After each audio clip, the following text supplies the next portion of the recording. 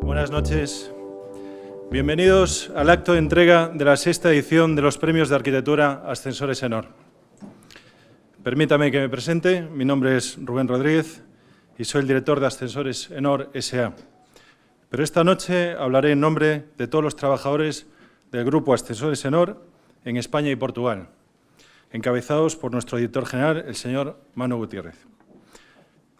Para todos nosotros, el Premio de Arquitectura es una celebración que compartimos con los profesionales que en el día a día pelean, como nosotros, por hacer las cosas bien en este entorno tan contrario.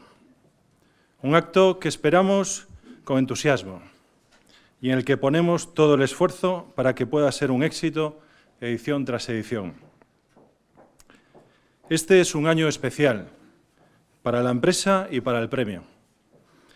ENOR sigue siendo una empresa gallega, con autonomía propia, con su carácter ágil y cercano, pero ahora está fortalecida por su pertenencia a un gran grupo internacional denominado UTC Building and Industrial Systems, en el que estamos integrados empresas tan importantes como Otis, Carrier, Chubb, etc., y que hoy está representada por su presidente en el sur de Europa, el señor Bernardo Calleja, al que agradecemos su presencia hoy en este acto y su compromiso con el Premio de Arquitectura de Ascensores ENOR. En cuanto al premio en sí, en esta edición, motivado por el contexto actual y acercándonos a las nuevas formas de comunicar, entendimos oportuno introducir una serie de modificaciones, como el establecer como premios únicos el Gran Premio ENOR a la mejor obra realizada en España o Portugal durante los últimos años y el Premio ENOR de Arquitectura Joven a la mejor obra realizada en la misma área por un arquitecto menor de 40 años.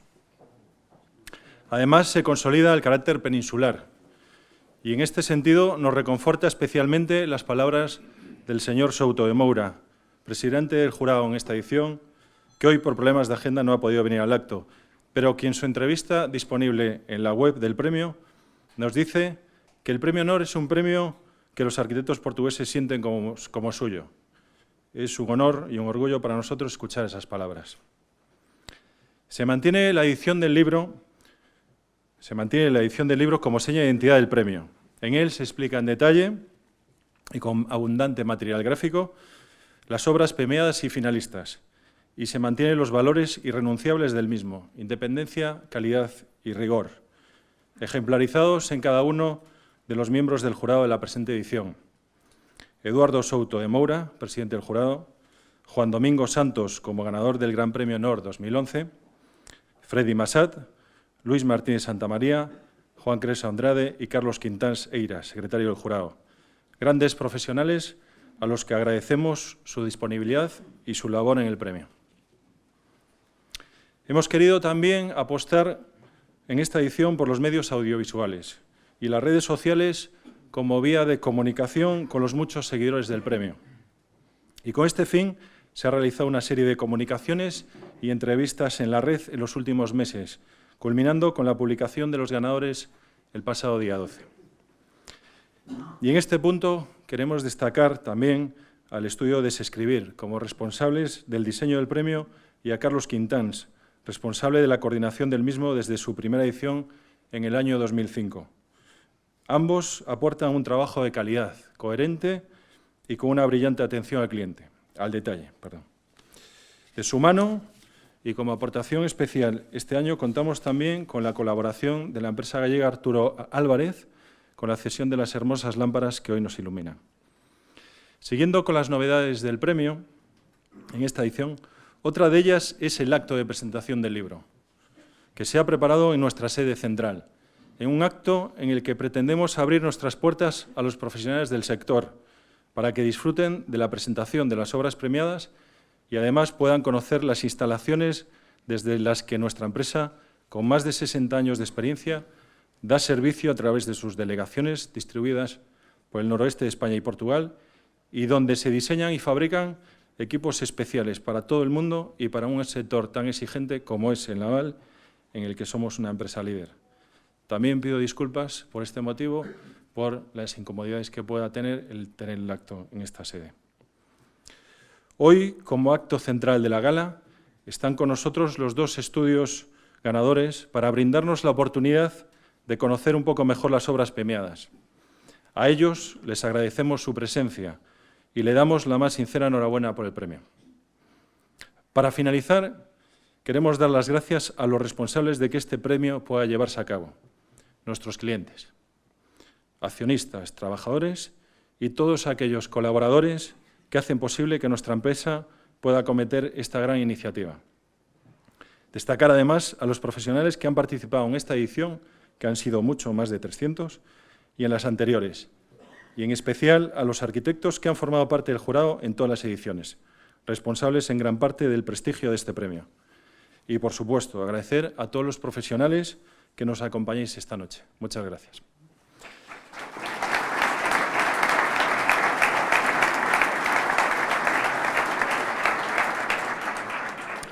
Continuamos el acto con Carlos Quintans, coordinador y jurado del premio.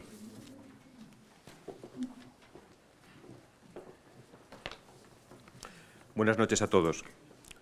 Muchas gracias por venir y por acompañarnos.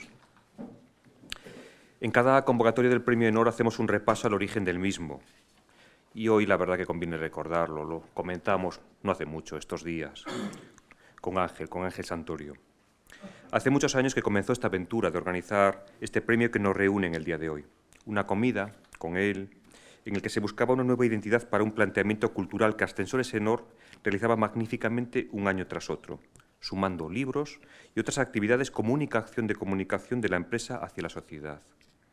Nos parecía un hecho tan excepcional que una empresa intentase la comunicación a través de acciones culturales que realmente era la ocasión magnífica para plantear unas alternativas distintas que en aquellos momentos no podíamos ni soñar.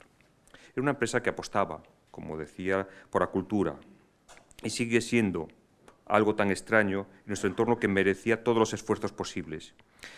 Y hoy diría que una cierta inconsciencia surgió una actividad que ha contado con todo el respaldo y todo el cariño de toda la empresa, y en especial de todos los que han tenido una mayor dedicación. Conviene recordar a Ángel Santorio, a Rubén Rodríguez, a Raquel Moreira o Ángeles de Diego, entre otros muchos, que han ayudado más de lo que podría corresponderles, y en especial al actual director general, Manuel Gutiérrez, por la confianza depositada. Esa inconsciencia, la mía, y también la de aquellos que me han ido acompañando, aliada con la suerte, ha posibilitado un premio que ha ido creciendo y creciendo, con un apoyo importante por parte de los arquitectos que han presentado las obras, con el de los distintos miembros del jurado que han generado la confianza necesaria y que nunca han dicho que no a venir a este premio. Y desde hace varias ediciones, con la colaboración de Sescribir, que no querrían ni que los citase, que me han pedido, por supuesto, que no lo hiciese, pero que son fundamentales también en este premio.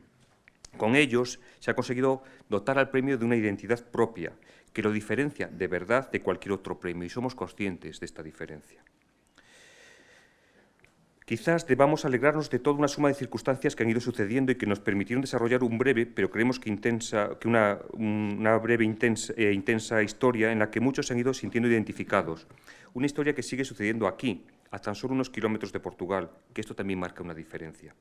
Un lugar que hasta ahora ha sido punto de encuentro de muchos arquitectos de España y de Portugal, y en la que esta fiesta siempre ha servido para abrir nuestro mundo al resto de la sociedad. Una fiesta en la que, sobre todo, había sonrisas, y esperemos que siga existiendo este espíritu de complicidad y de alegría. Tiene importancia el día de hoy porque el premio es un elemento frágil, que puede desaparecer cuando cualquier circunstancia cambia. Desde la última edición han ocurrido muchos, demasiados cambios. La crisis que ya existía llegó hasta los límites que ustedes conocen y sufren. Y la situación de la arquitectura y de las empresas vinculadas con la construcción ha sido durísima. Sobrevivir ya es un éxito. Nos alegramos todos los días de que un nuevo día podamos aventurar nuevos horizontes y un nuevo futuro. El hecho de que hoy pueda realizarse esta ceremonia y todo lo que lleva consigo, sabemos que se ha conseguido con el sacrificio, y tan solo puedo personalmente agradecerlo. Por otro lado, como decía antes, la construcción ha tenido su peor momento, y en un premio de arquitectura esto es un hecho extremadamente importante y tiene un reflejo claro en el número de obras presentadas y también en sus características.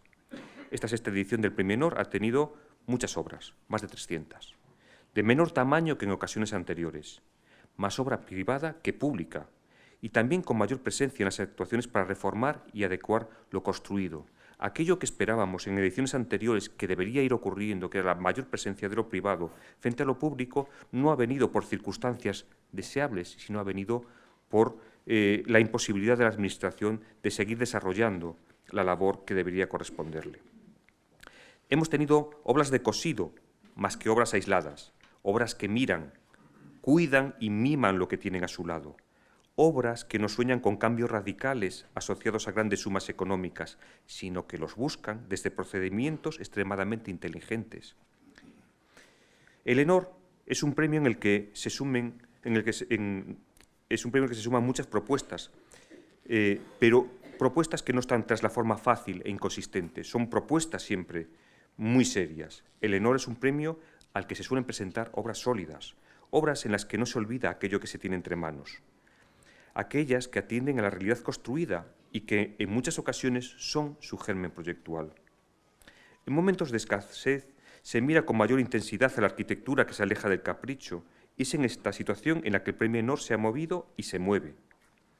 Uno puede mirar sin rubor lo que ha sucedido en las ediciones anteriores y sentirse orgulloso, olvidando los cantos de sirena que antaño aparecían por todos lados y a los que parecíamos ajenos. Una consideración importante de esta convocatoria es la presencia de mucha obra de arquitectos jóvenes. Los dos equipos premiados, tienen una edad que les permitiría ser acreedores del premio joven. Una arquitectura joven, la de ellos y la de todos los presentados, hecha desde el rigor y desde luego desde la madurez. No una falsa madurez fuera de tiempo.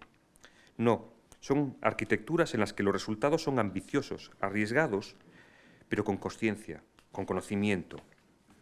Algo ha sucedido durante años en las escuelas de arquitectura que ha permitido un aumento maravilloso de arquitectos jóvenes que en este momento muestran su talento, aunque estén atravesando los problemas de los que todos somos conscientes.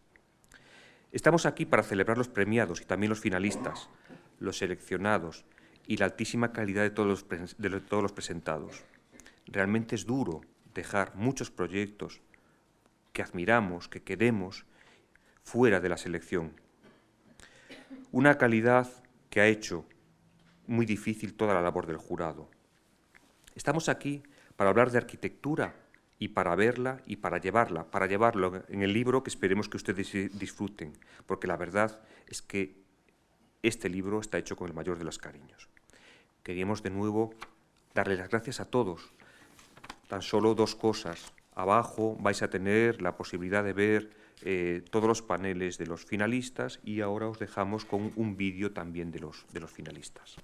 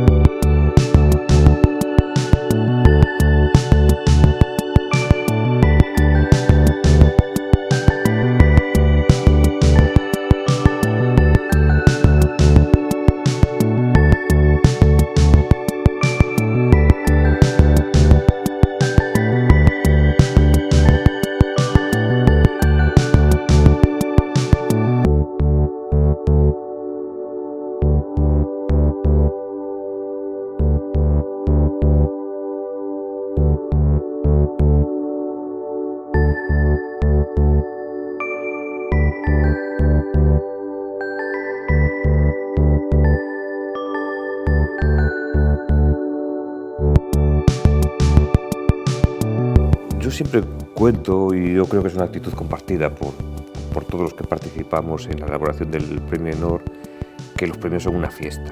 La oportunidad que nos permite ENOR es que las publicaciones, los libros que hacemos, al final llegan a un espectro muchísimo más amplio que el de los arquitectos. Ninguém faz arquitetura para os prémios, ou se faz arquitetura para os prémios nunca chegam. É uma das condições que eu aprendi. Se uma pessoa pensa nos prémios, nunca mais os consegue. Yo creo que lo bueno que tiene estos concursos son el reconocimiento público de la obra y la difusión. Que otros compañeros o otras instituciones privadas estén dispuestas a reconocer el esfuerzo, el mérito, la importancia que tiene ese trabajo realizado por la arquitectura que tantas veces se desarrolla en esas condiciones de soledad, pues es algo muy importante, muy valioso. Hombre, para mí los premios de arquitectura tienen una función muy importante en el sentido de, por un lado, ver lo que se está haciendo. Eso ya es fundamental, dar visibilidad a todas las obras que se están construyendo. Al estar como jurado, la verdad que es una oportunidad maravillosa, porque no te queda más remedio que estar atento a lo que tienes delante, con lo cual estás adquiriendo conocimiento de una velocidad brutal, ¿no?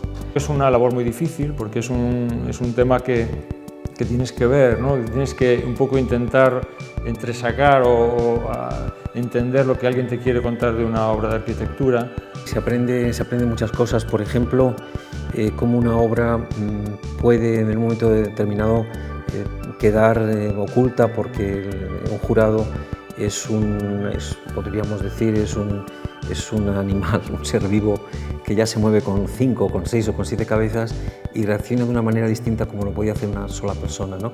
Para ser jurado hay que estar con la cabeza muy abierta, a veces uno la tiene y a veces no tanto. Y me parece que es construir de nuevo, es construir un discurso desde la selección. Viendo los proyectos del resto de compañeros, te estás viendo reflejado y estás poniendo en crisis cosas que tú piensas o estás encontrando cosas que te interesan. Eu pergunto, porque é que eu tenho que decidir este e este? Se fosses tu a fazer, como é que fazias? Fazias assim, fazias assim? E depois pergunto, mas isto eu nunca teria feito assim. Isto é um tipo de arquitetura até que eu não gosto, mas está bem feito. Porque é que eu não faço? Intentamos valorar un poquito el tema de la vivienda unifamiliar, la colectiva, el espacio público, los equipamientos, ¿no? Equipamientos de rehabilitación, contexto espacio público, equipamiento, ¿no? Un poquito eso, el recorrer todas las posibilidades, ¿no? Y que todas se sintiesen un poquito reflejadas. Eso para mí es un criterio ya importante. Mi posición, y creo que fue la de todos, era ir viendo cosas que tuvieran sentido hoy en día. Ver qué es lo que estaba hablando de las necesidades o los debates del momento. En algunas obras te puede interesar la relación que se establece con el lugar donde están, con la ciudad, con el paisaje. En otras puede ser el empleo de los materiales, la habilidad de la planta. Yo creo que es agradable encontrar en una propuesta una cierta honestidad. ¿Y qué entendemos por mejor calidad de la obra para el jurado? Pues entendíamos aquel proyecto que mejor se integrara en el entorno, aquel proyecto que estuviera bien construido, que los programas estuvieran bien resueltos, una arquitectura que fuera propositiva, que fuera optimista, que sugiriera cosas, una arquitectura que no estuviera cerrada en sí misma, sino que fuera sugerente, y también pensando en cómo podía repercutir esa obra en la sociedad.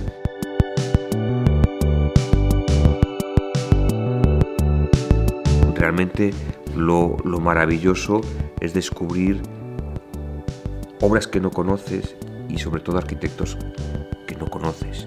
Y es maravilloso descubrir arquitectos jóvenes porque sabes que les queda todo un mundo por avanzar. E a mim fez-me impressão, o lado positivo, a qualidade dos jovens. Pero yo personalmente he detectado dos cosas. Por un lado, que todavía siguen existiendo proyectos con programas de una gran envergadura y de un gran presupuesto y que han convivido con otros proyectos de recursos mínimos, proyectos que se hacen con muy pocos medios. De cualquier parte de un territorio, del territorio ibérico, ¿no? Aparecen proyectos pequeños, aparecen proyectos de pequeña escala que se reconocen como buena arquitectura y por lo tanto la ponen encima de la mesa. Me parece que es otra característica también importante. No he tenido la sensación en la sala de haber visto ante mí una obra, como me ha ocurrido en otras ocasiones, que de repente me dejase rendido. Me parece que sí, que hay puntos donde ir tirando. Me parece que, de nuevo, más allá del discurso oficial o oficioso, se está construyendo una realidad arquitectónica que tiene puntos interesantes. Los proyectos de los jóvenes me han gustado. Eran mucho más desinhibidos, ¿no? Tenía una cierta desinhibición. Sí que es verdad que he notado que hay una arquitectura que es hecha por gente joven, pero que tiene unos criterios y una solidez que puede tener cualquier otra obra de un arquitecto más reconocido, ¿no? Yo creo que resulta muy difícil saber si han sido hechas con 30 años, con 40 años o con 50 años. Y eso me parece una definición maravillosa de la arquitectura, ¿no? Hay gente que le gusta descubrir arquitectos jóvenes que parecen muy jóvenes, ¿no? Y a mí la verdad que me gusta descubrir arquitectos jóvenes que parecen muy maduros en lo que hacen.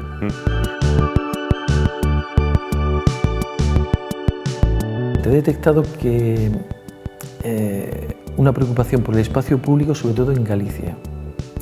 También he detectado que hay ciertos proyectos, algunos proyectos que trabajan con mínimos elementos y muy preocupados en la reintegración, no tanto en el diseño del arquitecto como en hacer una arquitectura anónima, una arquitectura no reconocible, pero que resuelva problemas. Mayor parte reconocen la aproximación a la historia, al lugar, a la recuperación del tiempo, ¿no? a un mayor cuidado, ¿no?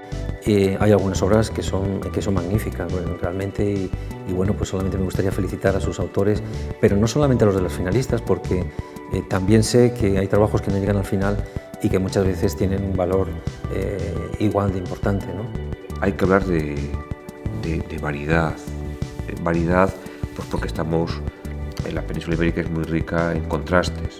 Dentro de lo heterogéneo hay como una continuidad. Es como poner en la vitrina lo que está pasando o lo que suponemos que está pasando, o una muestra bastante representativa de cómo está la situación. Acho que Portugal e Espanha, eu penso que tem uma qualidade média acima da média europeia.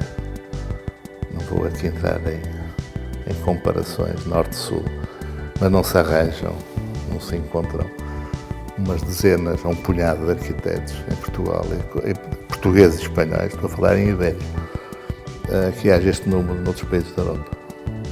Há muito bons arquitetos na Europa, mas eu estou a falar uma qualidade acima da média normal.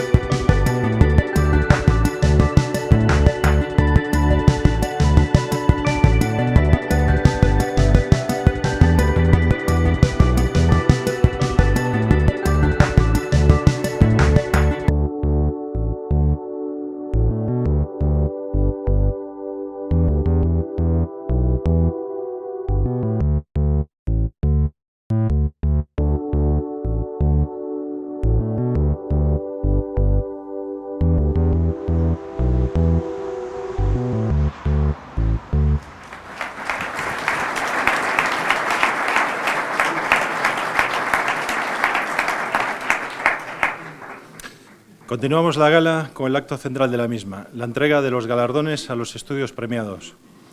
Empezamos con el Premio Enor de Arquitectura Joven. Para entregar el mismo contamos esta noche con la presencia del señor Ángel Santorio, precursor del premio como director general del Grupo Ascensores Enor hasta el año 2013 y miembro del Consejo de Administración de la Sociedad en la actualidad. Por favor, don Ángel.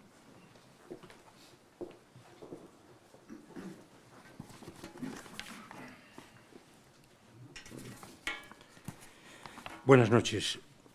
Son muchos los sacrificios que han tenido que realizarse para afrontar la durísima crisis que afecta a empresas y colectivos dependientes del sector de la construcción. Un panorama bien conocido por los arquitectos. Todo ha tenido que revisarse, ajustarse o eliminarse, y el premio no ha sido ajeno a este examen.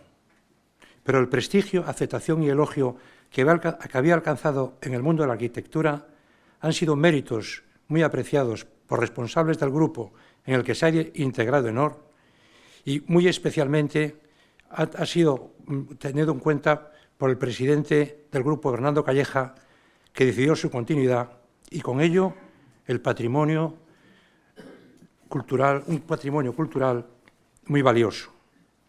Es una satisfacción asistir al acto de entrega de premios y presentación del libro de la 6ª edición del Premio de Arquitectura Ascensores Enor. Pero es una satisfacción mayor asistir a su continuidad. Una iniciativa en la que siempre se ha puesto ilusión y trabajo para que creciera, para que mereciera el respeto y consideración de los profesionales de la arquitectura. Comprobar que en esta edición el número y la excelencia de los proyectos presentados ha superado con creces todas las expectativas nos habla de un premio consolidado y de referencia en la península ibérica. Esta espléndida realidad ha sido posible gracias a las numerosas ayudas recibidas. Como destacables debemos citar, me voy a reiterar, pero creo que vale la pena, Carlos Quintans, por sus desvelos en favor del premio y por sus conocimientos y relación con la arquitectura, lo convierten en pieza esencial para lograr el éxito y reconocimiento que el premio ha alcanzado. A los jurados, porque con su solvencia profesional siempre prestigiaron el premio, como ha sucedido en esta edición. Tampoco debemos olvidarnos de la colaboración que presta Desescribir, con su disponibilidad y con la calidad y esmero que ponen en la edición del libro. Ni al personal de Enor, en la inestimable labor de apoyo que lleva durante todo el desarrollo del premio. A todos ellos hay que hacerles o darles un agradecimiento muy especial. Esta iniciativa, además de premiar las obras ganadoras, está comprometida con la divulgación de las mejores obras presentadas a concurso, editando un libro con cada convocatoria. En el preámbulo que Frei de Massá ha escrito para esta edición, encontramos contenidos que se corresponden fielmente con principios y formas que corresponden con el espíritu que tenemos en el premio.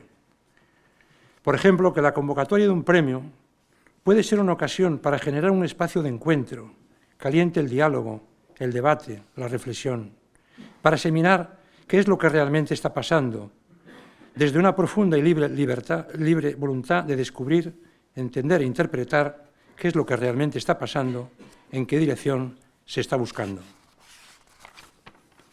Que la importancia esencial de esta convocatoria de premios no son únicamente los galardones a entregar, sino el hecho de que tanto los proyectos premiados como los finalistas son el reflejo de un encuentro, de diálogo y pensamientos compartidos, la expresión de una conclusión conjunta sobre un estado específicamente actual de la arquitectura.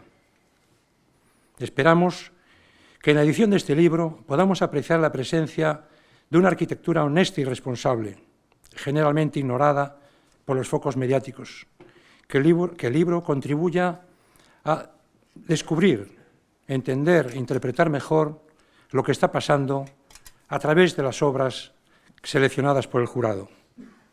Nuestra felicitación a María González García, Juanjo López de la Cruz, como ganadores del Premio Joven, un galardón que, unido a otros reconocimientos ya conseguidos, son la demostración de una brillante carrera profesional. Aprovecho para felicitar también a José María Sánchez García, que ya en el año 2009 fue ganador del Premio Joven, por haber ganado esta edición del premio y por ser considerado ahora como una sólida promesa de la arquitectura mundial. Nuestra enhorabuena a los ganadores, porque con los premios que el jurado ha concedido de vuestras obras, estas se convierten en una magnífica representación de esa otra arquitectura que se está realizando en España y Portugal. Ahora voy a leer lo que el jurado, en relación con el premio joven, ha escrito. Y dice que el premio honor Arquitectura Joven en esta sexta convocatoria es para el proyecto Escuela de Hostelería en el antiguo Matadero, Medina Sidonia, de los arquitectos María González García y Juanjo López de la Cruz, estudio Sol 89.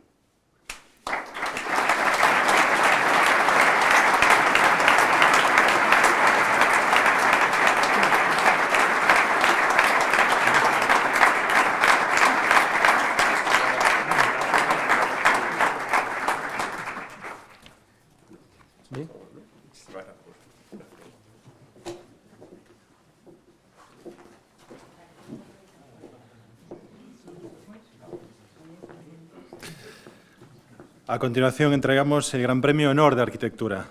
Para entregar el premio le pedimos que se acerque el presidente del Grupo Ascensores Enor en la actualidad y presidente del sur de Europa del Grupo UTC Building and Industrial Systems, el señor Bernardo Calleja. Por favor. Hola, buenas noches a todos. Lo primero que os quería contar es que yo conocí a Ángela, empecé a conocer a Ángela a mediados del 2012 y cada vez que nos veíamos me decía siempre lo mismo: Bernardo, tenemos que seguir con el premio. No importaba el tema. Al final la conversación acababa: Bernardo, tenemos que seguir con el premio. Yo siempre he pensado que es fundamental mantener la esencia y el corazón de las compañías. Y el premio de Enor es parte, el premio de arquitectura es parte de la esencia y del corazón de esta compañía y de Enor. Nosotros apostamos por Enor en un momento particularmente difícil de la economía. Y las cosas, tengo que decir, que están yendo muy bien. Y os pongo dos ejemplos. En el área naval, en el 2012, Enor tenía en su cartera de pedidos 5 unidades. Este año tiene 44. Gracias a las sinergias con United Technologies y con Otis, en estos momentos Enor está ofertando en más de 20 países y realizando obras tan importantes, por ejemplo, como el Museo del Louvre en Abu Dhabi. Esto, al final, traducido en números, significa que Enor este año va a crecer más de un 15% y en el plan del año que viene Enor volverá a crecer más de otro 15%. Quisiera también recordar que es fundamental que mantengamos las raíces, la raigambre y la potencia del Grupo de Enor dentro de Galicia y de Portugal. Es fundamental para continuar con nuestra actividad.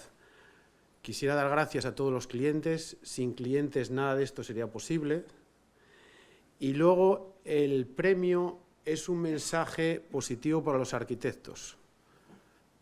En la península tenemos magníficos profesionales, fantásticos profesionales. Estamos atravesando un momento particularmente difícil, pero la lluvia algún día acabará y llegará el sol.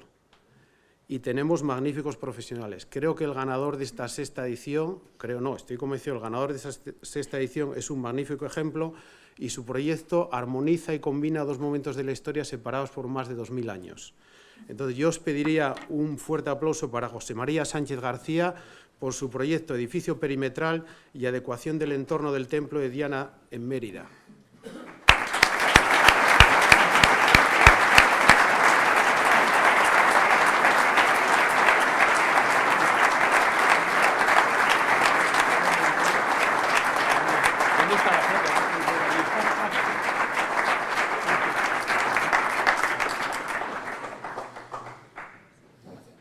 Seguimos sonriendo. ¿Ya? Muchas gracias. ¿Me permiten? Sí, cómo no, todo tuyo. Gracias.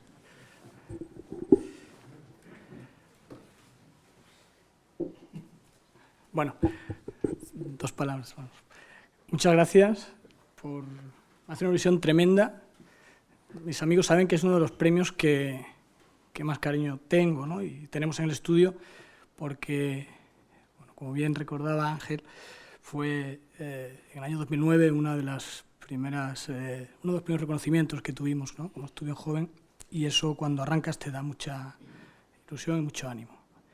Un premio siempre es motivo de alegría, pero también sube un poquito más tu grado de responsabilidad. de alguna forma tienes más visibilidad y si eres una referencia para otros tienes que hacerlo todavía un poquito mejor. Y ya para terminar, aprovecho la ocasión para recordar a un grandísimo amigo, yo Álvaro Rocha, que ha sido finalista en este premio, un maravilloso arquitecto y que por desgracia ya no está con nosotros hoy. Muchas gracias.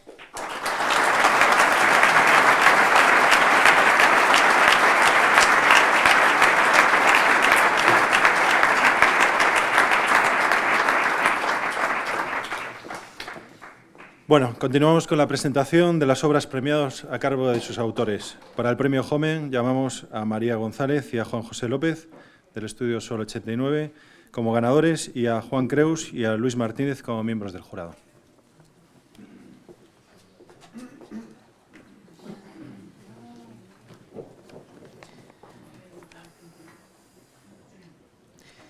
Bueno, buenas tardes. Nos han pedido de improviso a Juan y a mí que dijamos algunas palabras de presentación de nuestros compañeros y amigos, Juanjo López de la Cruz y María González. Bueno, decir que en mi caso les conocí, esta obra la conocí ya en otro concurso donde también tuve la suerte de formar parte del jurado y donde fueron el primer premio, que eran los premios Aster. Y realmente pues, yo creo que es una demostración de la calidad de esta obra en que en un ambiente distinto, con un jurado distinto, en aquel se encontraban Juan Navarro, por ejemplo, o Aires Mateus, pues se haya vuelto a salir esta obra entre 300 más, ¿no? Creo que es un motivo para que estéis muy, muy orgullosos, ¿no? Y para que tengáis un respaldo por parte de mucha gente, por muchos arquitectos.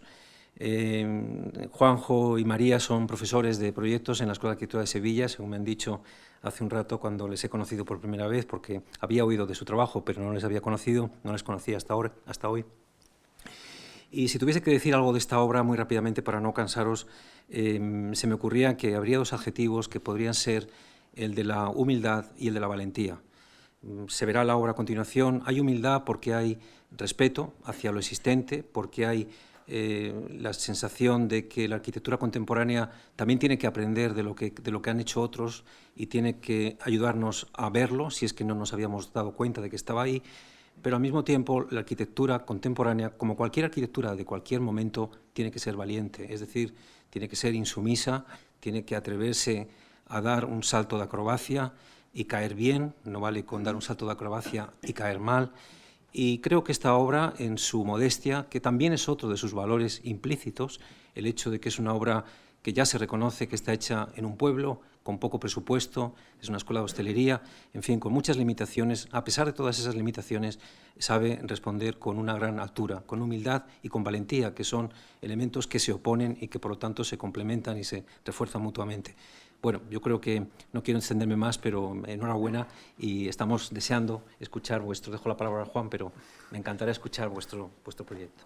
Bueno, no, yo nada más que dar la enhorabuena, por supuesto, y bueno, recordar que este es un proyecto, yo no los conocía tampoco, los conocí aquí a los dos. Sí conocía una obra de Juanjo, que es el libro de Proyectos Encontrados, ¿no? Un libro que os recomiendo, fantástico, y donde yo creo que este proyecto también es un proyecto bien encontrado, ¿no? Donde conseguís de una manera brillante, yo creo, abrirse a la ciudad, ¿no? Encontrar un hueco, aunque medio cerrado, medio abierto, con muchos materiales, ¿no? Conseguir que ese edificio, ¿no? pase a ser parte de la ciudad, me parece una obra también magnífica, ¿no? y nada más. Adelante. Venga.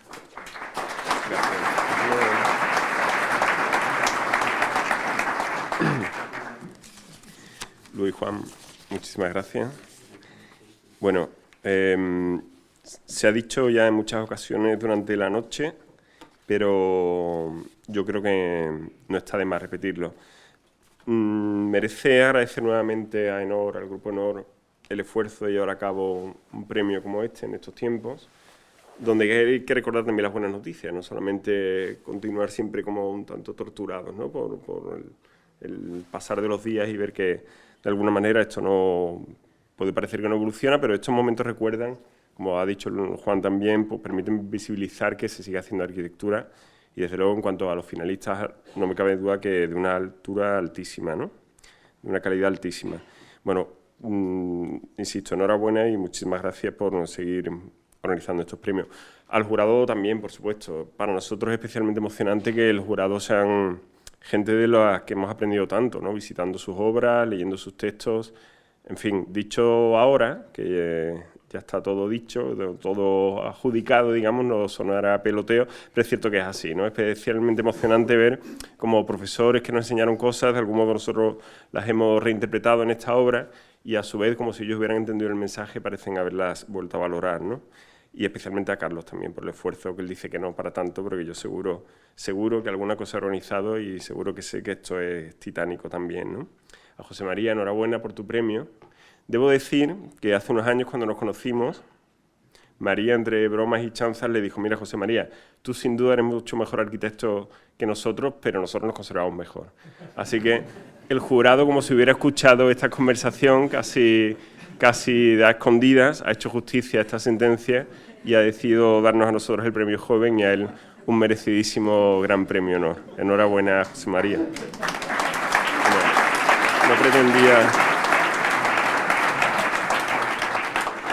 Dicho esto, paso a contaros esta pequeña obra. Otro de los asuntos que quiero, que de algún modo están resonando en mi cabeza porque lo habéis mencionado de alguna manera, ¿no?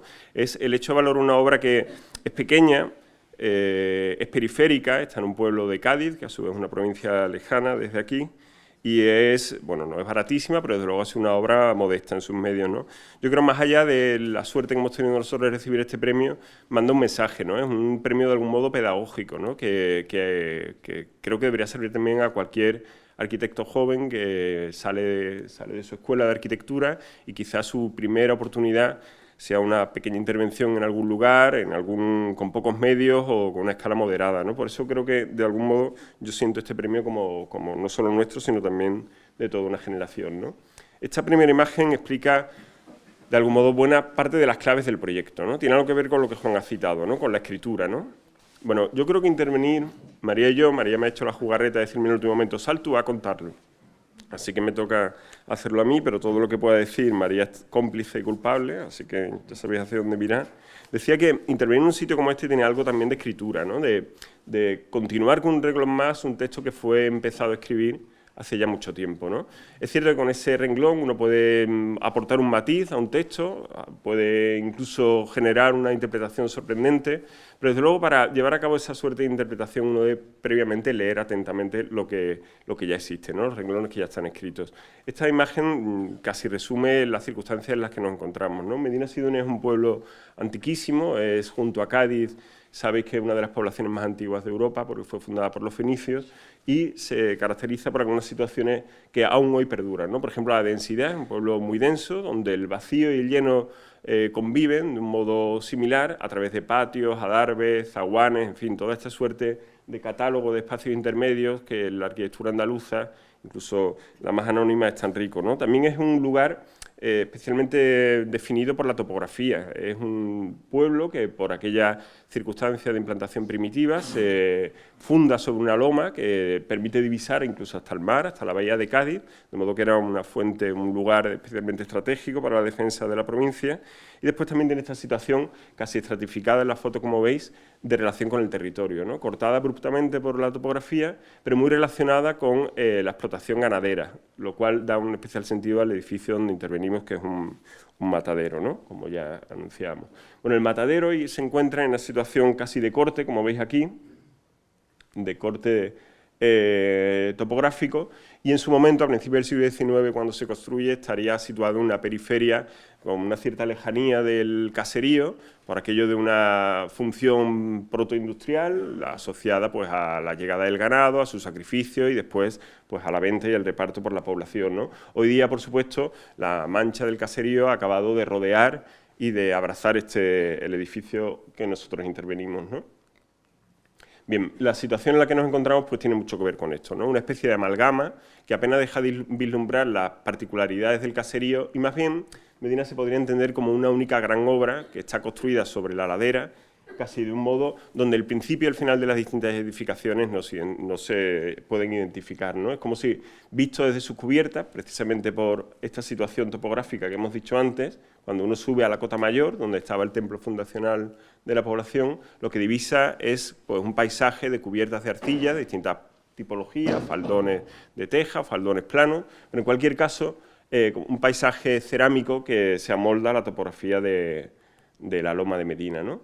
La situación en la que nos encontramos es esta, ¿no? Es un edificio, insisto, como de una industria primitiva, sencillo, vernáculo, pero con una cierta dignidad. Se está construido en torno a un patio que está trazado con rigor, pero que a lo largo de los años, hasta su abandono en la década de los 70, pues empiezan a surgir todo este tipo de construcciones, siempre asociadas pues, a la explotación, como os decía, de matadero, ¿no? Pues son despachos del veterinario, lugar de reses, corrales y demás, ¿no? Y en su interior, pues aparece pues esta fachada, como os digo, bueno, pues sencilla, pero que en el entorno primero que ahora veréis en planta, pues presenta una cierta prestancia, ¿no? Tanto en la composición de sus juegos como incluso en unos ciertos elementos decorativos como el escudo del marquesado de Medina Sidonia, ¿no? En su interior descubrimos, aunque ya estábamos advertidos por algunos documentos de arqueólogos e historiadores, por la sorprendente aparición de unos fustes que servían de apoyo para las cubiertas de las salas de vacuno y que veremos más adelante, ¿no? El resto del edificio, pues desde el abandono de los años 70 que os digo hasta hoy, se había convertido en una especie de escombrera, ¿no? Estaba ya inmerso en la densidad del pueblo, como habéis visto en el plano, y sin embargo era una escombrera dentro de la propia densidad del casco, ¿no? Lleno, bueno, de todo tipo de elementos que iban echando aquí, pues desde el propio ayuntamiento hasta quién sabe quién, ¿no? Bueno, esta era la situación que nos encontramos. Existía este núcleo claramente reconocible en torno a este primer patio, ya digo, todo a una escala menor, pero un cierto rigor, ¿no? Un cierto rigor que nos hablaba también de esta arquitectura anónima, no se sabe quién hizo este edificio, pero hubo alguien que se preocupó por él, ¿no? Y en ese sentido a nosotros era como una especie de voz que venía del pasado, que también nos obligaba, nos hacía pensar que con esa misma responsabilidad deberíamos actuar nosotros. Y todos estos elementos, el patio de vacuno, donde llegaban las reses cuando venían de todas las ganaderías, todas estas ganaderías famosas que después vienen a los Sanfermines o que torean en las distintas plazas, están en torno a Medina Sidonia, pues venían a parar a este patio de aquí, o bien pasaban por el corral de sacrificio, que es esta especie de burladeros que iban conduciendo a la res, o bien a los corrales de porcino o de vacuno, y todos estos elementos que habían surgido. Bueno, una de las cuestiones que tuvimos claras es que había que despojar el edificio original de todos esos elementos menores que de algún modo lo enturbiaban, ¿no? Pero no solo eso, sino que aquella intervención que nosotros teníamos que llevar a cabo, la implantación del nuevo programa, tampoco debería caer en el mismo error, ¿no? Tenemos una cierta postura crítica sobre la recuperación del patrimonio a golpe de edificio cultural, o en este caso social, porque nos parece que en determinadas ocasiones ese fin primero, que parece legítimo y positivo, provoca una especie de pie forzado sobre el patrimonio, ¿no? Le obliga a asumir usos que no siempre el edificio que nos recibe, puede asumir, ¿no? En ese sentido quisimos liberar cualquier uso menor del edificio original, de la crujía de cabecera, el patio y la crujía de vacuno, y llevar todo el nuevo programa, en concreto una escuela de hostelería, que es fundamentalmente una cocina equipada para la docencia y un par de aulas para la docencia teórica, llevarlo siempre a esa especie de vacío gemelo que habéis visto aquí, que es un lugar vacante que a lo largo de los siglos se había mantenido, ¿no? Precisamente el uso que había tenido el edificio había permitido que, pese a la densidad del pueblo, esto permaneciese como un vacío reconocible todavía en la densidad del casco, ¿no? Bueno, por lo tanto, la decisión primera, más allá de cómo la fuésemos a formalizar, sería: vamos a actuar como al revés, ¿no? El vacío sería el lugar denso de la nueva construcción y lo lleno quedaría vacío y limpio de todo tipo de espacios subsidiarios, ¿no? Claro, esa situación de repente de estar encorsetado por una estructura muraria de tapial que encinta toda la propiedad, unida a un programa bastante extenso, por otra parte muy definido por la normativa, la cocina tiene unos metros cuadrados concretos, las aulas también, los vestuarios de los alumnos y demás, y a una situación casi de encorsetamiento, ¿no? Ha habido gente que ha querido leer en este proyecto una cierta metáfora del perfil de la ciudad, ¿no? Casi como si fuese una topografía cerámica que dialoga directamente. Bueno, desde luego yo creo que no somos nosotros nadie para evitar interpretaciones posteriores, ¿no? De hecho, yo creo que una obra de arquitectura debe permitir esas distintas lecturas, ¿no? Desde las más técnicas a quien quiera la más poética. Pero en realidad este gesto que hacen las cubiertas, de levantarse, de asomarse por encima de la tapia, tiene que ver con una pura necesidad de búsqueda de luz, de ventilación y, en algún caso muy concreto, de vistas, ¿no? O sea que, al final, la sección funciona como si fueran claristorios que se elevan por encima del muro a la búsqueda de esas necesidades que la pura ocupación del solar por un programa tan extenso impedía, ¿no? No era posible introducir grandes patios, no era posible introducir grandes huecos que nos separasen de la tapia, y por lo tanto había que alzarse, como ese gesto casi infantil de mirar al otro lado de la pared, ¿no? O al otro lado del muro. Bueno, estos son dibujos y maquetas de trabajo donde el programa, que está muy condicionado, como os digo, por los usos tan determinados, finalmente queda un tanto desordenado, casi como con los pelos de punta por la sección, ¿no? Es una forma de trabajo que a menudo repetimos en el estudio, donde quizás las plantas vienen a traer el orden y las secciones vienen a desordenarlo otra vez, ¿no? Ordenamos en planta para desordenar en sección, ¿no? De modo que al final pues el proyecto empieza a tomar un cierto carácter expresivo que viene determinado casi por el empuje del espacio, ¿no? El espacio que intenta mirar por encima del muro, ¿no? Bueno, estos son imágenes igualmente del proyecto y finalmente, claro, sucede pues una imagen que buscamos también desde el principio, que era esa casi reconstrucción o cosido del contexto de cubiertas cerámicas que inunda toda la topografía de Medina, ¿no? Al fin y al cabo, contexto, texto y tejido comparten raíz etimológica, ¿no? Y hilar, en estos casos, o volver a coser, parece un verbo especialmente apropiado para intervenir en estos sitios, ¿no?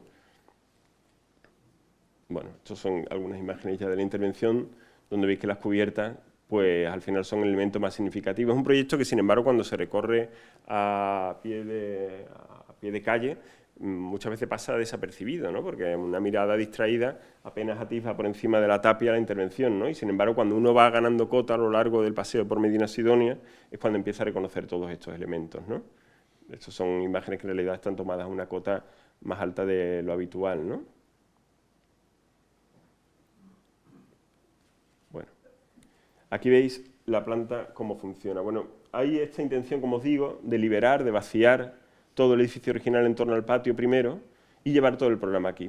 Decidimos establecer una serie de bandas que se veían en la imagen de la foto de la maqueta que visteis antes, que vienen a recoger todos los usos. Hay un principio funcional, no cabe duda, en esta intención de ordenar los espacios menores, empaquetarlos y liberar para provocar además también transparencia de los espacios principales, cocina y demás, pero también hay una segunda intención, y es intentar no salir perdiendo, ¿no? Cuando uno interviene en arquitecturas densas como esta, corre el peligro de perder a la primera de cambio, porque la densidad de estos muros, su espesor, la materialidad, cómo están construidos, difícilmente pueden competir contra tecnologías que hoy día pues, son mucho más ligeras y que pueden ofrecer pueden hacer parecer que la arquitectura contemporánea sea mucho más débil, ¿no? Entonces decidimos que estos elementos de aquí, además de albergar los pequeños usos, supusiesen transiciones densas, ¿no? Es decir, al pasar de los espacios de la cocina, que está tripartita por un asunto puramente normativo, esta es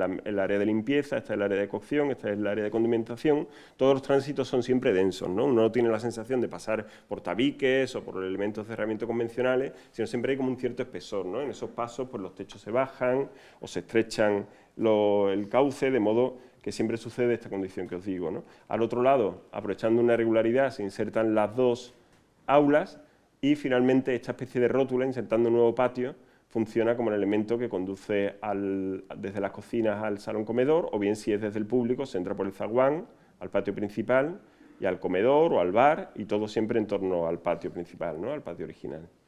Este es el acceso desde el ámbito de los estudiantes, que entran, bueno, si queréis, esto es una metáfora perversa de la educación, pero bueno, entran por lo que en su día fue el callejón de sacrificio, ¿no?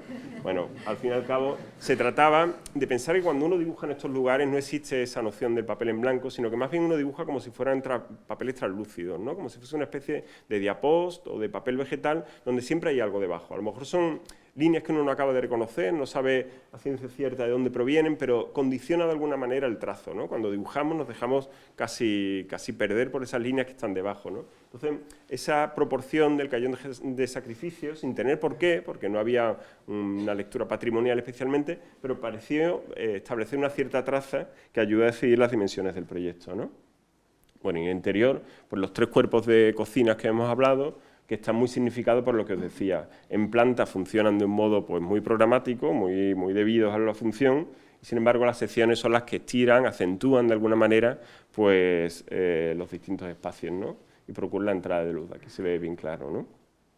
Este es el acceso desde el ámbito privado, donde 3 grandes ventanales pues, permiten una cierta visibilidad. Nos parecía que eso era importante, ¿no? Al final y al cabo, en una escuela de hostelería, no un restaurante puro y duro, y por lo tanto el proceso de la cocina era especialmente pertinente que se visibilizase, ¿no? Que tuviera algo que ver con la experiencia de visita al edificio, ¿no? Y en las cocinas pues existe esta necesidad de la búsqueda de luz, que va pues, estirando la sección, y se insertan unos pequeños patios que permiten ventilaciones cruzadas, y que nosotros, quizás esto es un exceso bueno, de voluntarismo, proponemos que se plantasen en ellos plantas culinarias, ¿no? Seguro que hay alguna normativa higiénica que prohíbe que esas mismas plantas sean las que se utilicen para cocinar. Bueno, pues entonces quedarán como algo decorativo nada más, ¿no? Pero en nuestra pretensión, primero, esos patios funcionarían a la vez como grandes maceteros, ¿no? Donde se pueda plantar tomillo, romero, albahaca o cualquiera de esas especies, ¿no? De hecho, así fue en un principio, no conozco ahora mismo en qué estado está. Y la planta continuamente se mezcla de estas diagonales, pues desde la cocina hacia el muro exterior del núcleo original del edificio, desde la cocina hacia el otro patio, siempre intentando enseñar esas situaciones, ¿no? La construcción, pues, de alguna manera es independiente al edificio original. Medina tiene una patología muy seria, todo el conjunto de Medina, de deslizamiento por la colina. Es algo así como si Venecia se hunde, pues Medina se desplaza, ¿no?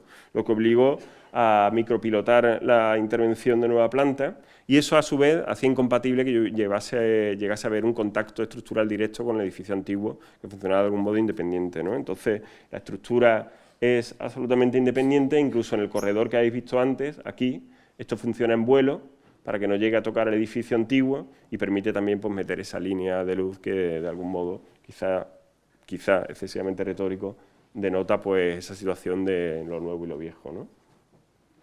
Bueno, y los patios que os digo, que procuran ventilaciones cruzadas en un lugar pues, muy encorsetado por los muros existentes, como os decía, y que también remite a una cierta tradición del patio como efecto chimenea, que podemos encontrar en buena parte de la arquitectura vernácula y anónima de los pueblos del sur de Andalucía, ¿no?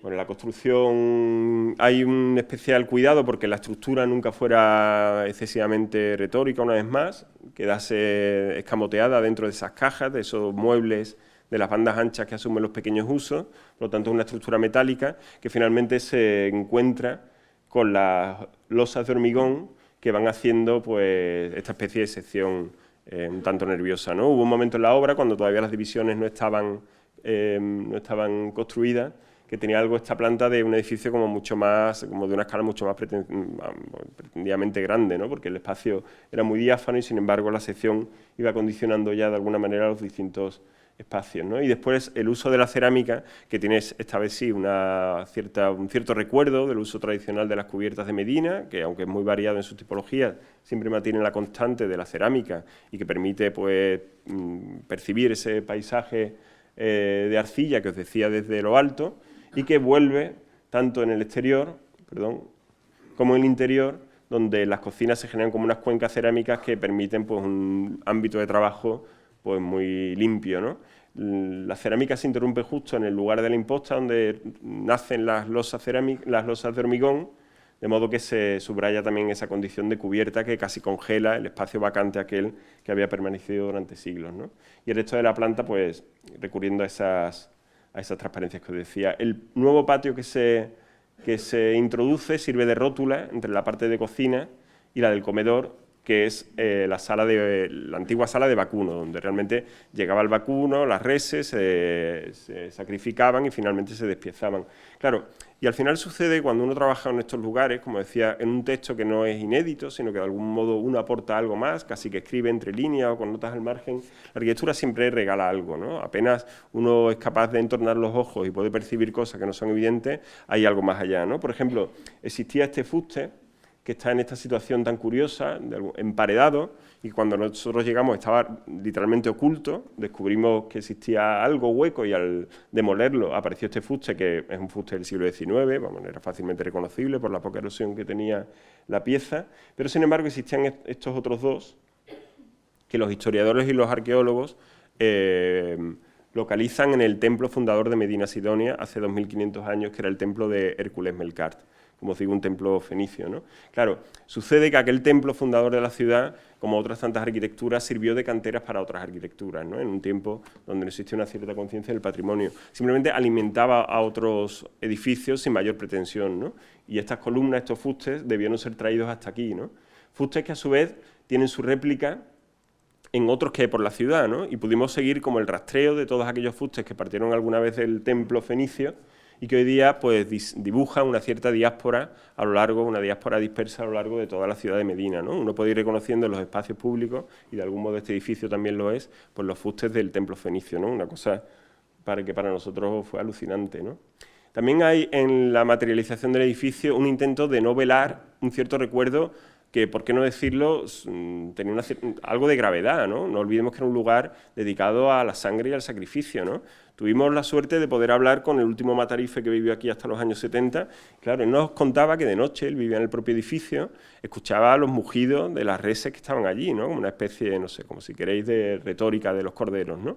Y que recordaba perfectamente, pues, cómo en estas columnas, que nosotros siempre habíamos adivinado esta mella, que no sé si veis aquí, no sé si veis en la foto, en las otras se ven mejor, y siempre nos habíamos preguntado a qué se debía, y él nos desveló el secreto, ¿no? Resulta que cuando llegaban los Miura, que están justo en la ganadería a los pies de Medina Sidonia, ataban la cornamenta con una soga al fuste, mojaban baldeando el suelo, mojaban el suelo, de modo que la res, que empezaba, pues imaginaros, a intentar escapar, como no podía ser de otro modo, acababa resbalando y en el suelo la apuntillaban, ¿no? Claro, esto, tras decenas, centenas, miles de reses, supongo, acabó produciendo una mella en aquel fuste fenicio, ¿no? Entonces, claro, ¿cuál era el material de trabajo de este edificio? Sin duda la cal, sin duda la mampostería, la teja, la cerámica, pero también este tipo de situaciones, ¿no? Donde un templo fenicio, pues finalmente queda marcado por una res que de algún modo justifica la existencia de este matadero a nivel territorial, ¿no?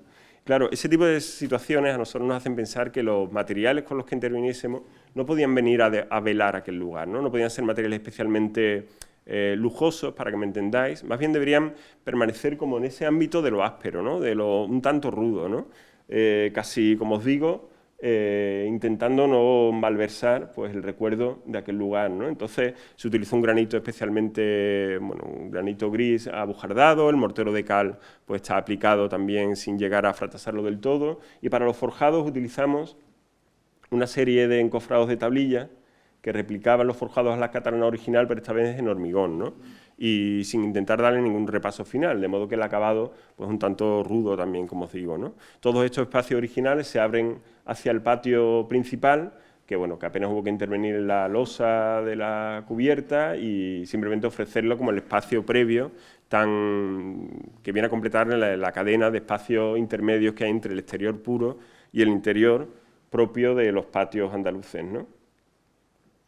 Ya en planta primera, bueno, pues sí, la cubierta recupera un cierto protagonismo, pero insisto en que a la cota del peatón, tanto en el espacio público como en el propio edificio, pasa un poco más, pasa desapercibida, ¿no? Y ya en esta planta, pues estos claristorios aparecen seccionados, ya en una condición puramente de lucernario, y el último de ellos, el que se asoma por encima de la tapia, permite el acceso. Nosotros cambiamos la escalera, que en principio estaba aquí, muy mal colocada a nuestro parecer, la trajimos aquí y nos lleva a una nave limpia en planta primera, en la crujía tapón, en la crujía en la vía pública, que es la que sirve de oficinas, ¿no? Que es esta que veis aquí, ¿no?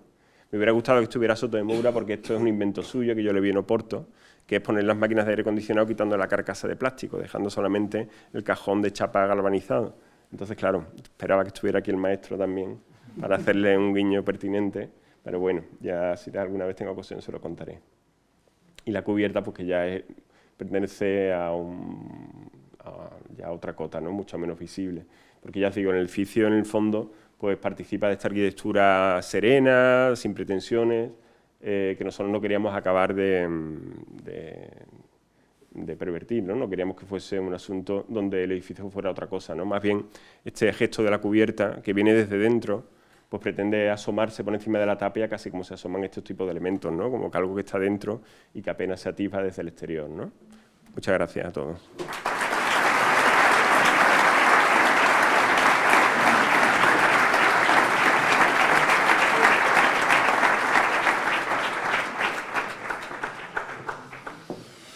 Es el turno ahora al Gran Premio Ascensores Enor. Llamamos a José María Sánchez García como ganador y a Juan Domingo Santos y a Freddy Massat como miembros del jurado.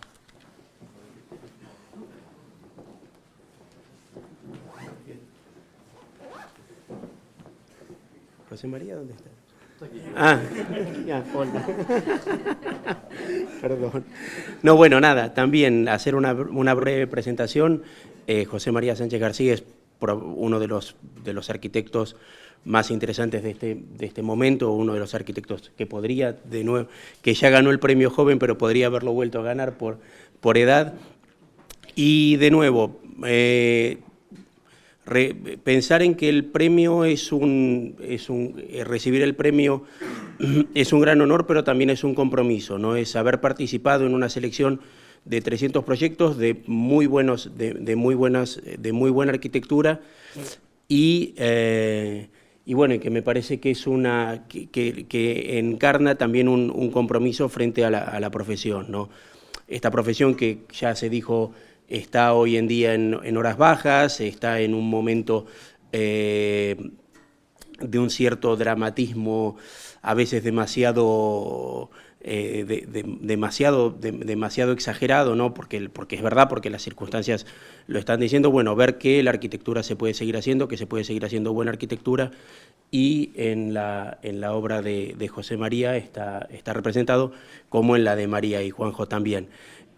Bueno, él me dijo que lo presentara como un gran merengue y como un seguidor de José Tomás, entonces les transmito esta posición. No, yo creo que es un muy buen arquitecto y que merece este premio. No sé, Juan Domingo, sí.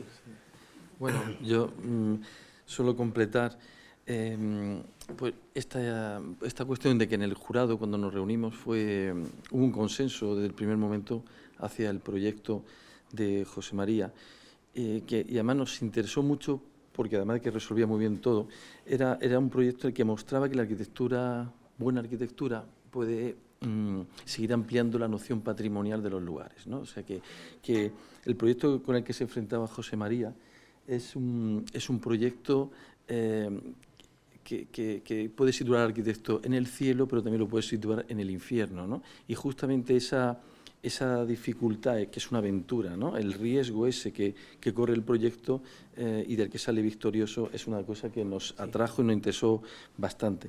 Cualidades del proyecto, pues muchas, ¿no? No solo esa solución, ¿no? Frente a un templo histórico como el templo romano al que se enfrentaba, ¿no? Sino también por la capacidad para reorganizar todas las medianeras, un problema de desequilibrio urbano. O sea, el proyecto no es solo esa cara tan ordenada, tan clara, ¿no? Con la que se resuelve el espacio principal del templo, el espacio público, esa continuidad que existe entre lo público y lo privado, sino también lo que no muestra lo oculto y que queda en los intersticios de la ciudad, que me parece que es el lado que no se ve, me parece que también está muy bien resuelto. Y nada, darle la enhorabuena a José María y también a Juanjo y a María por los magníficos proyectos sencillos y con mucha energía, que es como tienen que ser los proyectos de los buenos arquitectos. Muy bien.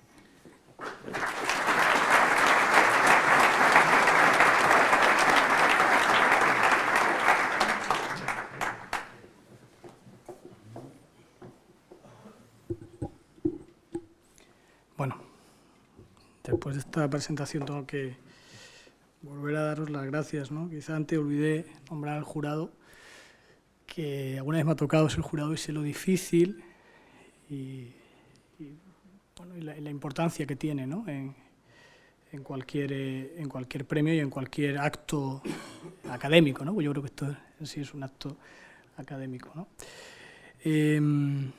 Bueno, antes de continuar, dar la enhorabuena de nuevo a Juanjo y a María, que como habéis podido ver, desde luego se conserva mucho mejor, sobre todo María, lo cual significa que a lo mejor han trabajado un poquito menos que yo.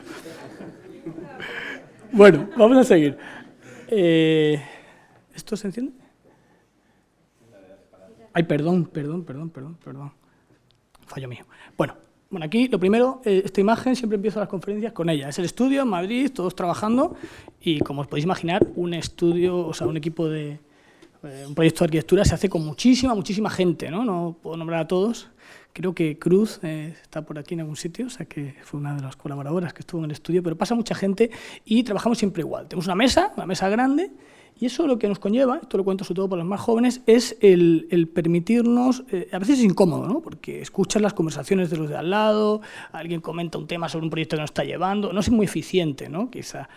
Pero por otro lado, eso lo que conlleva es que a tiempo real, los 6, 8 personas que trabajamos en el estudio, conocemos todo lo que está pasando. Eso nos permite que procesos arquitectónicos que se alargan en el tiempo muchísimo, tengamos esas opiniones. Como digo, en cualquier momento, oye, ¿qué está pasando esto aquí? ¿Qué hago aquí? Tal, y alguien que a lo mejor está en otro proyecto distinto dice, ¿por qué no haces esto? Oye, yo estoy haciendo esto otro aquí, ¿por qué no salta aquí? Y eso es algo habitual en los estudios. Es muy difícil coger un proyecto, terminarlo y empezar con otro, ¿no? Es como la arquitectura y como decía Juan, como la historia se solapa, ¿no? Son procesos que se solapan y que conviven tan cerca que muchas veces no sabes el por qué, pero estos procesos saltan de un sitio a otro, ¿no? Bueno. Yo voy a hablar de este proyecto y lo voy a hacer de modo más honesto posible, ¿vale? Os voy a contar todo lo que nos sucedió y la solución a la que llegamos, Nos encontramos con esta situación, fue el primer concurso de cierta entidad que ganamos en el estudio. Digo ganamos majestático porque estaba yo solo, ¿no? No teníamos muchos medios, pero me tocó nos tocó enfrentarnos a esta situación. Estamos hablando del año 2005, sale el concurso en un solar que, como veis, es una herida, es una ruptura absoluta, es una situación degradada, donde todos son traseras de vivienda mayormente, donde hay restos de cosas que existieron y ya no existen, donde hay atrocidades ilegales que abren huecos donde no se deben de abrir, donde aparece una calle que atraviesa un espacio que antes era un espacio sacro, un espacio de estancia, con una valla que no permite acceder a este lugar, y que a lo largo de la historia se han ido ganando estos pequeños espacios para liberar y dar la máxima dignidad a este templo. Un templo que, como ahora veréis, sigue en pie porque se habitó hasta el año 75, 70 y algo así, años 70. Nos encontramos esta situación y ya de entrada nos pasó el concurso, entendíamos que no estaba bien planteado, ¿no? Aparecía con la intención de hacer un edificio perimetral a este lugar, con lo cual el esfuerzo que había conllevado vaciar este sitio se tenía la intención de volver a llenarlo, ¿no? Y eso nos dio un primer punto de alerta, ¿no? También un consejo a los más jóvenes, nos interesa siempre poner creo que nos pasa a todos, no es una formación profesional que tenemos los arquitectos, poner en crítica, poner en duda esos primeros arranques, esos pliegos de condiciones, esas necesidades del cliente, que muchas veces no están del todo definidos por falta de tiempo, por falta bueno, pues no sé, y eso, bueno, como digo, fue una lectura que a nosotros nos interesó mucho al principio. Bueno, encontramos esta zona, este desorden, poco a poco fuimos ordenando las fachadas, fuimos poniendo, bueno, entendiendo lo que había allí, lo cual no teníamos que ocultar, o sea, es parte de nuestro patrimonio. Si en el siglo XX hemos generado este tipo de ciudad y esta arquitectura, yo no era quien para ocultarla o para mejorarla, sino bueno, simplemente intentar ordenar, ¿no? Ordenar este espacio. Como digo, para nosotros fue importante entender estos diagramas de los arqueólogos, donde ellos hacían unos supuestos de cómo era el templo en época romana. Tenéis que entender que el templo de Mérida es el templo más importante de la península ibérica, estaba en Emérita Augusta, que era la capital de Lusitania. Estamos hablando de que este era el foro imperial y en concreto la parte alta del foro con el templo y su cristopórtico a una cota superior, como veis toda esa zona sacra que se llama, y bueno, era un espacio de vida, un espacio de estancia, un espacio muy importante para la ciudad. Se habían hecho bastantes levantamientos arqueológicos, todavía faltaban algunas piezas que había que demoler y que no sabíamos qué íbamos a encontrar, pero hay que entender que fue fundamental estos diagramas, ¿no? Fue fundamental entender, y eso también fue una ayuda que los arqueólogos lo vieran claro, que lo que había que recuperar no eran estos edificios, sino que lo que había que recuperar era ese vacío, era esa traza que se había perdido, pero que según nosotros entendíamos tenía vigencia todavía. Era el espacio de respeto, el espacio, ese vacío arqueológico que un poco llamábamos, ¿no? Y para convencer a los arqueólogos, el que estaríamos buscando, ¿no? Aquí se entiende un poquito mejor, se ve también cómo era Mérida, ¿no? También tenemos esta deformación, yo creo que viene del romanticismo, ¿no? De la ruina, algo... No, el romano era un urbanita absoluto, vivía dentro de unas trazas, como conocéis, de Cardo y de Cumano, ortogonales, con un orden absolutamente preestablecido y un control total, ¿no? De su ciudad y de su estructura urbana. Esa estructura es la que nosotros vamos a estudiar. Como os decía, este grabado de época muestra cómo el Palacio de los Corvos, un edificio renacentista tardío, se inserta dentro de esta estructura, igual que lo hace la catedral en Córdoba, ¿no? En la mezquita de Córdoba, y por eso tenemos ese maravilloso edificio en pie todavía, ¿no? Pues aquí pasa algo parecido, ¿no? De alguna forma, un nuevo estrato que utiliza lo allí persistente. De algún modo, no de un modo físico, pero de un modo espacial o público, vamos a decir, nosotros llegamos a unas reglas parecidas de acción, unas reglas para aplicar a este lugar, ¿no? Muy sencillo, entendíamos que había una sección con un podio importante, el templo en medio, y más que construir ese espacio, lo que íbamos a intentar era dejar la cota de planta baja lo más libre posible, o sea, respetar al máximo ese espacio que se había liberado, y, por otro lado, generar una especie de plataforma que lo que hiciera fuera ordenar ese borde, recuperar ese vacío, de modo que tendríamos un lugar donde poder pasear, teniendo la misma impresión de que estuvieras dentro del templo, pero sin llegar a estarlo, una cota muy similar a la del podio, unas grandes pantallas de hormigón, no con la intención de tapar, como digo, esas fachadas que no éramos quien para taparlas, y que daban como resultado una sección en forma de L, que repetida distintas veces al solar, lo que nos permitía era incorporar el programa a la espalda, y entonces todavía en la planta baja, aunque en el proceso de proyecto conseguimos eliminarlo, pero de alguna forma iba a ir cosiendo esa trama desorganizada y iba a dar un orden a la ciudad, ¿no? Aplicamos esas reglas, eran reglas que entendíamos eran válidas, pero que no sabíamos qué resultado final, formal, estructural, íbamos a llegar a alcanzar, pero bueno, finalmente nos encontramos con esto, ¿no? Sinceramente no nos gustó al principio, ¿no? Era un edificio que no reconocíamos bien, ¿no? Era una pieza que tenía dos órdenes muy distintos, uno muy claro, otro que era el resultado de recoger unos vacíos azarosos que no tenían un sentido ni podíamos organizar, pero que bueno, en esa dualidad, en esa unión de dos órdenes muy distintos, se generó se llegó a esta pieza, que fue la que de alguna forma hicimos nuestra e incorporamos al concurso, ¿no? Estos son dibujos del concurso. Vais a ver, esto no lo suelo traer, no lo suelo enseñar, pero quería en esta ocasión mostraros, ¿no?, cómo ese borde se va pensando, esa sombra, ese perímetro, cómo vamos probando. Estoy hablando de 5 años, también os lo digo, o sea, 5 años hasta que empezamos a construir el proyecto. Estuve un año en Roma porque quería conocer cómo funcionaba un espacio de época romana y cómo se organizaba, ¿no? Y claro, sabíamos qué podía ser, pero no sabíamos, no teníamos clara la dimensión ni la proporción de todo estos espacios, entre otras cosas porque desconocíamos el límite al que nos teníamos que enfrentar. Ante la obra fue modificándose, fue cambiando porque había pleitos con vecinos, había situaciones de hallazgos arqueológicos que había que respetar, había normativas de patio de luz. Finalmente, el resultado al que se llegó fue este. Que veáis un poco cómo se va ordenando ese perímetro y cómo esta pieza que va a intentar coserla, como digo, la trama urbana, pues resulta de ese doble orden, un orden en planta en forma de U que recupera, como digo, esas trazas de época romana y un orden más irregular que se cose con esos otros patios, generando, bueno, pues esta planta, como digo, resultado de aplicar un sistema, de aplicar un pensamiento a un lugar. Aquí lo podéis ver, este es el plano de las trazas, ¿no?, de época romana, donde se tiene ese Cardo, ese orden de Cardo y de Cumano, se ve el anfiteatro, el teatro romano, el foro. Aquí estamos nosotros y estas son las tramas, las trazas de calles que nos encontramos, donde todavía se detectan que ciertas calles se han mantenido, ¿no? Se ha mantenido ese orden. Aquí ya empezamos a tener problemas y aquí se organizan esas calles de un modo muy distinto, ¿no? O sea, la trama urbana ya no responde a ese orden que tenía anteriormente este edificio, sino a una trama probablemente medieval, ¿no?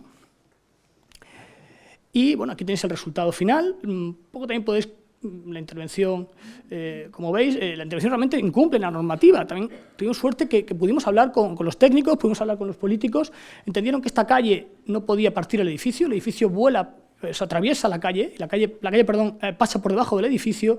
En este caso invadimos el límite de la calle, la alineación de la calle, y aquí nos retranqueamos, ¿no? De forma que nosotros estamos negando esos límites que no tienen una condición de estancia, ¿no?, que están generando un orden distinto a este espacio que teníamos que recuperar como nueva plaza, como de nuevo un espacio público capaz de tener la entidad de convertirse de nuevo en el centro de Mérida, ¿no? podéis reconocer el edificio del Museo de Rafael Moneo, un poco que entendáis las distancias, la escala de las cosas y cómo esta trama también muy densa era necesario liberar y volver a ordenar de nuevo ese espacio público. Bueno, como veis es una estructura toda hecha en hormigón, ahora veréis, y de una sola vez, que se apoyan unas grandes pilastras, liberando los restos arqueológicos y ese otro límite que va cosiendo y va atando la ciudad, ¿no? Lo mismo que ya he dicho, vais a ver muchas imágenes. Las plantas, no quiero entrar mucho a explicarlas, pero se libera al máximo, solo ahí aparece una pantalla de micropilotes que va a coser todo el borde, estaba en muy mal estado todas las medianeras, y como veis empiezan a aparecer esas escaleras, esos restos perimetrales. Esto tiene una doble condición, no es que tú utilices lo que tienes ese resto para hacer ciudad, sino que encima conlleva una complejidad, añade una complejidad mayor al proyecto. Lo que es un orden de cajas que van dejando patios entre medias, de repente permiten que haya un suborden por encima de la regla establecida que permite que estas dos piezas se unan por detrás, porque tengo esa capacidad. Aquí, en cambio, esta otra lo que tiene es un pequeño añadido, y esta de nuevo se vuelve a unir, aquí se ve más claro. Eso hace que la regla preestablecida se rompa con otro orden que, vamos a decir, no estaba preconcebido, pero que la oportunidad y el lugar nos lo da, ¿no? Se puede ver aquí, en estas plantas, cómo se comunica por aquí detrás, y eso permite que el uso, su comercial y digamos, un uso de cultural y comercial que nunca se nos dijo, porque se pretendía que fuera un edificio que pudiera, mediante concesiones, variar con el tiempo. Bueno, la propiedad que no quiso decirnos eso, tiene esta espalda y este otro orden, como digo, todo estructural que va cosiendo y atando la ciudad. Tan solo las dos cabezas, estos dos elementos, incorporan unas piezas escaleras mediante un sistema hidráulico que permiten acceder a esa altura y en otros momentos pues se cierran. Y como veis, pues un sistema estructural muy sencillo de micropilotes, donde cada espesor de muros, cada cosa venía dado por las exigencias de la estructura. Como digo, teníamos claras las reglas, teníamos menos clara la forma, las dimensiones, y fuimos trabajando en maqueta, cosiendo este borde, a veces de hormigón, pero siempre, vamos a decir que era reconocible en cualquier fase del proyecto de que estábamos hablando, ¿no? Aunque no teníamos claridad de si pues, el límite de forjado tenía que estar en esta posición o finalmente tenía que estar en esta otra, si el vacío era de un modo, si aquí aparecía un resto o aparecía otro, ¿no? Iba cambiando distintas soluciones. Y bueno, me gusta esta imagen especialmente, ¿no? Es un recorte, ¿sabéis? Cuando se prepara una maqueta, se tienen que hacer antes la base, ¿no?, de la maqueta y se hacen los cortes, se enumera, se piensa. Me interesa mucho ver cómo el propio corte que se ha hecho en el perímetro de cómo se hacía la maqueta tiene todavía, se reconoce todavía en unos planos ya de estructura finales. Ese traslado, ¿no?, del pensamiento a la materialización que a mí, desde luego, me parece esencial en la arquitectura, ¿no? Y aquí un momento de la obra. Y aquí, bueno, pues ya comparamos el estado en el que se encontraba el solar y un pequeño collage de nuestra intervención. Esto es una imagen que saqué el otro día de Google Earth, ya se ha actualizado y se ve el proyecto en relación, como decía antes, a 3 piezas de arquitectura relevantes y a esa trama, como digo, medieval, mucho más compacta, donde todavía se reconocen ciertos vestigios, ¿no?, de época romana. Y aquí podéis ver el resultado final, ¿no? Bueno, es decir, también que me pareció maravilloso el vídeo, ¿no? Enhorabuena a los que habéis montado el vídeo y lo bien que se explica la esencia del premio. Y me hizo mucha ilusión oír los comentarios del jurado, porque es difícil, ¿no? Es difícil que la arquitectura, es difícil tener tiempo, ¿no? Ahora mismo prácticamente en cualquier ámbito de la sociedad, ¿no? Y tener tiempo para molestarte, entender un proyecto y entender la naturaleza y entender las razones que conllevan las decisiones que hay detrás de un proyecto es muy complicado, es muy difícil. Y lo hizo el jurado, ¿no? Me parece maravilloso cómo hablan de temas que son los que a mí me interesan, que yo estoy comentando ahora mismo. Podrían contar ellos el proyecto, ¿no? Aquí hablamos de la tierra, ¿no?, que creo que fue Juan quien hablaba de cómo se ha conseguido un espacio público, pero hemos peleado hasta el infinito para que no se pierda ese carácter arqueológico que tenía este lugar. Tenía que ser una nueva plaza, pero tenía que seguir siendo una ruina, ¿no? Y en ese, de nuevo, digamos, con un buen técnico que entendió, y después de muchas pruebas, pues se evitó esa pavimentación horrorosa de cualquier ciudad, por lo menos en Extremadura, y conseguimos que se mantuviera esa especie de jabre, ¿no?, en el proyecto, ¿no? Pues los acabados, es un hormigón, es lo más sencillo que pudimos, es un hormigón con un cemento blanco y ningún aditivo. Después de muchas vueltas nos dimos cuenta que tenía que ser tan solo un árido muy parecido al del granito, que encontramos, y ese árido es el que da ese tono blancucho, pero un poquito tirando a dorados, ¿no? que de alguna forma va a recoger esa atmósfera, va a recuperar esa atmósfera que tiene el templo. Y ya no tengo mucho más que contar, voy a ir pasando algunas imágenes, que muchas las conoceréis. Esa gran sombra, ¿no? También creo que hablaba Luis de esa sombra un poco desmesurada, ¿no? Y bueno, si queréis os cuento algunas anécdotas que son las que no se saben, ¿no? Todo el proyecto, antes esa idea, esa sistemática que teníamos clara, el nivel del basamento, el nivel de nuestra plataforma, perdón, era el mismo que el del basamento. Y no funcionaba. Y no funcionaba, estuvimos varios años peleando porque la sección era excesivamente alta. Yo no quería tapar, queríamos que ordenara geométricamente, pero que dejara aire. Entonces, finalmente nos dimos cuenta que había que descender 80 centímetros respecto a la cota, ¿no? Entonces, esta sombra se hace más densa, se genera un orden. Bueno, son pequeñas decisiones que cuando estás muy encima de la obra, muy encima del proyecto, puedes tomarlas y creo que mejora algo, ¿no? el proyecto. Tan solo después utilizamos una piedra, una caliza cercana de Portugal, que tuvimos la suerte que vinieron a colocarla con su calzadilla en la parte de abajo, en zonas que los arqueólogos querían remarcar. O sea, fue una relación muy buena que permitió pues hacer esta estructura, que no deja de ser una especie de carcasa vacía, donde casi puede pasar cualquier cosa, ¿no? Veis los restos, ¿no? Se dejaban tal cual, ¿no? La empresa se ofreció a pintarlos, la empresa constructora, y digo, oye, no me importa gastar un poco más, no, queremos que esté así, nosotros no podemos tocar estos edificios, no son nuestros.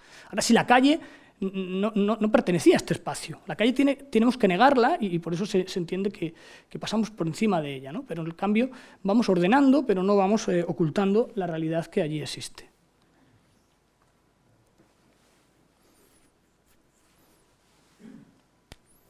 Cuidado al máximo esa barandilla, ¿no? que tan difícil, ¿no? Tan difícil es en la arquitectura, los límites de los proyectos, ¿no? Cuando empiezas, es muy difícil llegar al final del edificio y eso lo trabajamos. Estos son, pues por lo que os digo, ¿no? De repente, un día los arqueólogos dijeron que en la zona que no había resto arqueológico había que remarcarlo de algún modo, tenían que hacerlo. Pues no nos negamos, dejamos la tierra aquí y apareció una calzadilla que marca dónde iba el muro de época romana. O sea, creo que también esa convivencia con distintos es necesaria, ¿no? Y cuando empieza a tomar vida, ¿no? Cuando también esta cosa bonita de la luz que va cambiando y conforme cambia el día, como es una geometría que es irregular en algunos momentos, pues va modificando y va haciendo que cada momento del día pues sea distinto, ¿no? Aquí viendo las tres partes del proyecto, aquí se entiende, y ese mundo que está ahí y sigue estando, ¿no? Y no nos preocupa.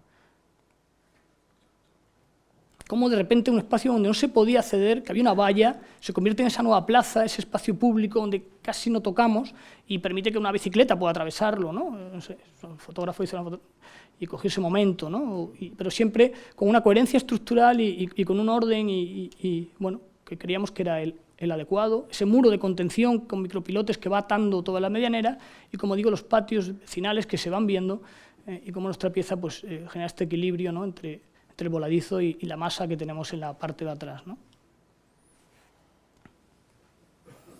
Cómo convive con los restos arqueológicos, de nuevo la calle, y estos brillos, esta situación que de alguna forma yo creo que genera una atmósfera que pone en valor al protagonista real que es el templo, ¿no? De nuevo restos que aparecieron en la parte del subsuelo, no se trata, se deja conforme estaba en tierra. Sí nos piden que este muro, querían mostrarlo, es un muro de época romana, pero que quería mostrar su cimentación, cambiamos el orden estructural y en vez de ser un forjado, una losa se convierte en un voladizo y dejamos esta grieta de luz natural que nos permite, no se ven imágenes, pero hay un Cristo pórtico que va atando todo el proyecto por la parte de abajo, ¿no? Y cómo se utiliza, pues exposiciones de fotografías que de repente cambian la escala del edificio, ¿no? De Festival de Teatro lo ha hecho suyo, hacen actuaciones, hacen, como digo, presentan las cosas, talleres, ¿no? de época romana, workshops de chavales, y, como digo, algunas obras que se representan en este nuevo marco, ¿no? En este nuevo lugar de Mérida. Muchas gracias.